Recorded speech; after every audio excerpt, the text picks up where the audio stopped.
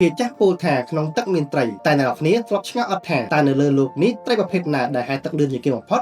ជាធម្មតាមនុស្សយើងហែទឹកក្នុងល្បឿនត្រឹមតែ 8.6 គីឡូម៉ែត្រក្នុង1ម៉ោងប៉ុណ្ណោះប៉ុន្តែខាងក្រោមនេះគឺជាស្ដេចត្រីដែលហែទឹកក្នុងល្បឿនលឿនជាងគេបំផុតនៅលើភពផែនដីយើងលេខរៀងទី10នេះគឺត្រីបាឡែតអបកាដែលហែក្នុងល្បឿន 56 គីឡូម៉ែត្រក្នុង1ម៉ោងទី9គឺត្រី Fighting Fish ដែលហែក្នុងល្បឿន 58 គីឡូម៉ែត្រក្នុង1ម៉ោងរីឯទី8នេះគឺត្រី Burrito ដែលហែក្នុងល្បឿន 64 គីឡូម៉ែត្រក្នុង1ម៉ោងទី7នេះគឺត្រី Tuna Kill ដែលហែក្នុងល្បឿន 70 គីឡូម៉ែត្រក្នុង1ម៉ោងចំណែកឯចំណាត់ថ្នាក់ទី6គឺត្រីឆ្លាមម៉ាខូដែលហែក្នុងល្បឿន 74 គីឡូម៉ែត្រក្នុង1ម៉ោងលំដាប់ទី6នេះគឺត្រី Tuna លឿងដែលហែក្នុងល្បឿន 76 គីឡូម៉ែត្រក្នុង1ម៉ោងរីឯទី4នេះគឺត្រី Wahoo ដែលហែក្នុងល្បឿន 78 គីឡូម៉ែត្រក្នុង1ម៉ោងហើយស្ថិតក្នុងថប់ទាំង3នេះគឺជាកម្ពុជាត្រីដែលមានល្បឿនលឿនបំផុតនៅលើពិភពលោកចំណាត់ថ្នាក់ទី3នេះគឺត្រីដាវដែលហែក្នុងល្បឿនរហូតដល់ទៅ 97 គីឡូម៉ែត្រក្នុង1ម៉ោងចំណែកឯស្ថិតក្នុងចំណាត់ថ្នាក់ទី2ក្នុងនាមជាត្រីដែលហែលឿនបំផុតនៅលើពិភពលោកយើងនោះគឺបានទៅលើត្រី Sailfish ដែលត្រីប្រភេទនេះគឺហែក្នុងល្បឿនរហូតដល់ទៅ 110 គីឡូម៉ែត្រក្នុង1ម៉ោងហើយឈរនៅកម្ពុជាតារាក្នុងនាមជាត្រីដែលហែលឿនបំផុតនៅលើពិភពលោកនោះគឺបានទៅលើត្រីដែលមានឈ្មោះថា